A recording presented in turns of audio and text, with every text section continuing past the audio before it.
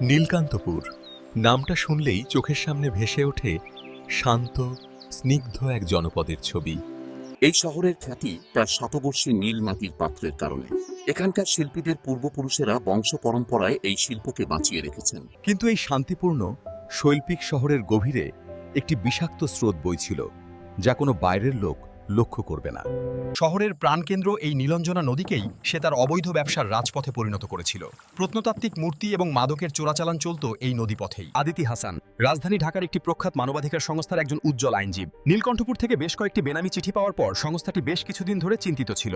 প্রাথমিক তদন্তের জন্য সংস্থা অদিতিকে নীলকান্তপুরে পাঠিয়েছে।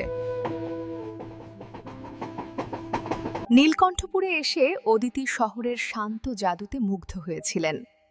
তিনি নদীর ধারে একটি পুরনো গেস্ট হাউসে ছিলেন। অদিতি যখন হীরালাল পালের বাড়ির উঠোনে পা রাখলেন, তখন এক অদ্ভুত নিস্তব্ধতা তাকে ঘিরে ধরল। ৮০ বছর বয়সী হীরালাল পাল মেঝেতে বসেছিলেন। তার চোখ ছিল শূন্য, তার ডান হাত অস্বাভাবিকভাবে ফুলেছিল এবং তার আঙুলগুলো ভাঙা ছিল। কি হয়েছে দাদু? কে করেছে এই সর্বনাশ? ওই কাইসার হামিদ, ওই শয়তানটা দাদু ওর কাছে জমিটা বিক্রি করতে চায়নি। ও দাদুর হাত দুটো ভেঙে দিছে। আমি একজন আইনজীবী, আমি আপনাদের সাহায্য করতে এসেছি। আপনাদের বিচার পেতেই হবে।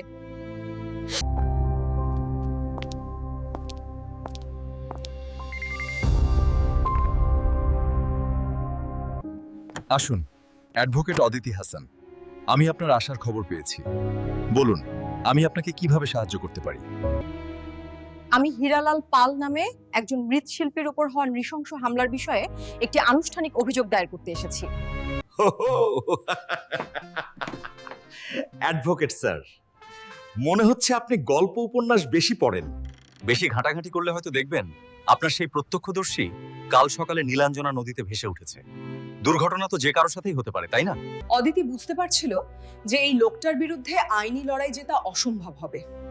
ও পুরো সিস্টেমটাকেই নিজের পকেটে রেখেছে। রাশিদুল করিম ছিলেন শহরের একমাত্র সাপ্তাহিক পত্রিকা নীলকান্তপুর দর্পণের সম্পাদক। রাশিদ সাহেব, আমি জানি আপনি অনেক কিছু জানেন, কিন্তু আপনি ভয় বা প্রমাণের অভাবে চুপ আছেন। আমার আপনার সাহায্য দরকার। ম্যাডাম, আপনি যা ভাবছেন পরিস্থিতি তার চেয়েও অনেক জটিল। এই কায়সার শুধু চোরাচালান বা তোলাবাজি করে না, সে একটা দানব। তার আগে থানায় একজন সৎ অফিসার ছিলেন, এসপি মোশাররফ হোসেন। এক সপ্তাহ পর নীলঞ্জনা নদী থেকে তার লাশ উদ্ধার করা হয়। শোনা যায় মোশাররফ সাহেব তার নিজের লেখা কিছু ডায়েরি রেখে গিয়েছিলেন। তাতে কায়সারের সমস্ত কুকর্মের বিস্তারিত বিবরণ ছিল। ঠিক তখনই তাদের আলোচনার মাঝখানে একজন তরুণ পুলিশ কনস্টেবল অফিসের দরজায় এলেন। আমার নাম বশির। আমি আর এই অন্যায় সহ্য করতে পারছি না। মোশাররফ স্যারের ডায়েরিগুলো, আমি জানি সেগুলো কোথায় আছে। আদিতির বুক দ্রুত স্পন্দিত হতে শুরু করল। সে সামনে ঝুঁকে বলল, কোথায়? ইন্সপেক্টর কায়সারের নিজের কক্ষে। ওই আলমারির পেছনে একটা গোপন কুঠুরি আছে, সেখানেই স্যার ডায়েরিগুলো লুকিয়ে রেখেছেন। আদিতি, রাশিদুল এবং বশির, সেই মুহূর্তে তিনজন অসমসাহসী মানুষের একটি জোট গঠিত হয়েছিল। কায়সার হামিদের অফিস থেকে ডায়েরি উদ্ধারের পরিকল্পনাটি ছিল দুঃসাহসিক এবং অত্যন্ত বিপজ্জনক। বসির জানিয়েছেন যে প্রতি বৃহস্পতিবার রাতে কায়সার হামিদ শহরের বাইরের তার বাগান বাড়িতে একটি ব্যক্তিগত পার্টির আয়োজন করেন। পরিকল্পনা অনুযায়ী ঠিক রাত 10টায় বশির পুলিশ স্টেশনের দ্বিতীয় তলার পুরানো ফাইল রুমে একটি ছোট বৈদ্যুতিক গোলযোগ ঘটাবে। পরিস্থিতি যদি আমাদের নিয়ন্ত্রণের বাইরে চলে যায়, এই বোতামটাই হবে আমাদের একমাত্র অস্ত্র।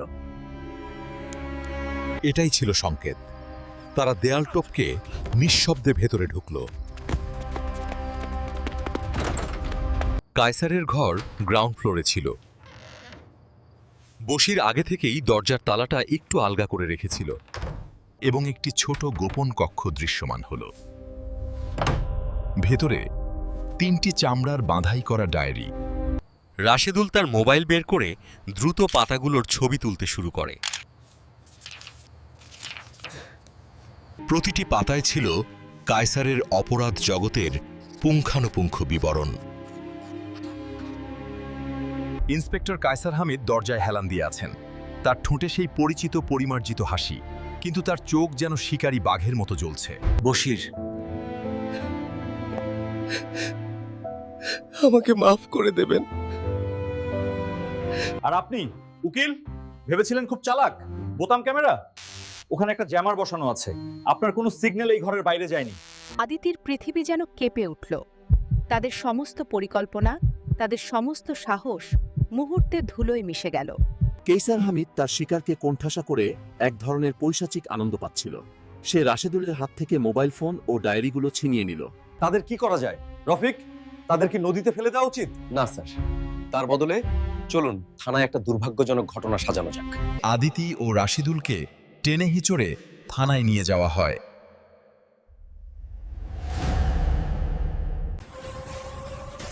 বাইরের থেকে ভারী লোহার দরজা বন্ধ হওয়ার শব্দ তাদের কাছে মৃত্যুদণ্ডের মতো মনে হয়েছিল।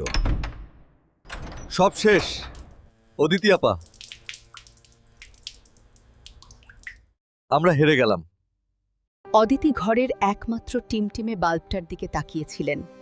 তার চোখে ভয় ছিল না, ছিল এক তীব্র বিশ্লেষণ।